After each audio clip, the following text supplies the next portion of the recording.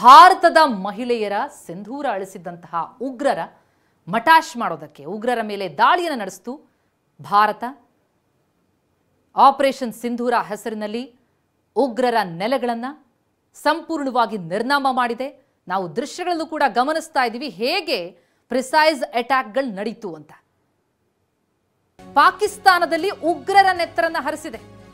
ಇನ್ನು ನಾಳೆ ನಡೆಯಬೇಕಾಗಿದ್ದಂತಹ ಐಪಿಎಲ್ ಪಂದ್ಯ ಸ್ಥಳಾಂತರ ಆಗಿದೆ. ಧರ್ಮಶಾಲಾದಲ್ಲಿ ಐಪಿಎಲ್ ಪಂದ್ಯ ನಡೆಯೋದು ಅನುಮಾನ ಆಗಿದೆ. ದೆಹಲಿ ಪಂಜಾಬ್ ನಡುವಿನ ಪಂದ್ಯ ನಿಗದಿಯಾಗಿತ್ತು.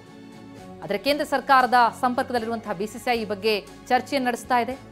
ನಾಳೆ ನಡೆಯಬೇಕಾಗಿದ್ದಂತಹ ಐಪಿಎಲ್ ಪಂದ್ಯ ಸ್ಥಳಾಂತರ ಆಗತ್ತಾ? ಯಾಕಂದ್ರೆ ಈಗ ಯುದ್ಧದ ಕಾರ್ಮೋಡ ಕವಿದಿರುವಂಥದ್ದು.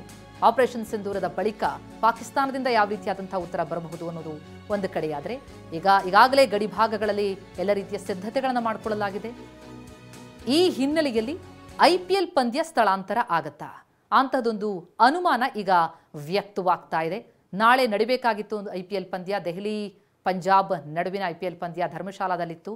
ಆದರೆ ಈಗ ಆ ಪಂದ್ಯ ಧರ್ಮಶಾಲಾದಲ್ಲಿ ನಡೆಯೋದು ಅನುಮಾನ, ಸ್ಥಳಾಂತರ ಆಗುವಂತಹ ಒಂದು ಸೂಚನೆ ವ್ಯಕ್ತ ಆಗ್ತಾ ಇರುವಂಥದ್ದು. ಯಾಕಂದರೆ ಸುರಕ್ಷತೆಯ ದೃಷ್ಟಿಯಿಂದ ಅಂತಹದೊಂದು ಹೆಜ್ಜೆಯನ್ನು ಇಡುವಂತಹ ಸಾಧ್ಯತೆಗಳು ಕಂಡು ಬರ್ತಾ ಇದೆ. ಹಿಂದೆ ಪಂದ್ಯ ನಡಿಬೇಕಾದಂಥ ಸಂದರ್ಭದಲ್ಲೂ ಪಾಕಿಸ್ತಾನಕ್ಕೆ ಹೋಗೋದಿಲ್ಲ ಅಂತ ಹೇಳಿ ನಮ್ಮ ತಂಡ, ಭಾರತ ತಂಡ ನಿರ್ಧಾರವನ್ನು ಮಾಡಿತ್ತು. ಹೀಗಾಗಿ ಯಾವುದೇ ಕಾರಣಕ್ಕೂ ಕೂಡ ಯಾವುದೇ ಮ್ಯಾಚ್ ಆದರೂ ಕೂಡ ನಾವು ಪಾಕ್ಗೆ ಹೋಗ್ತಾ ಇರಲಿಲ್ಲ.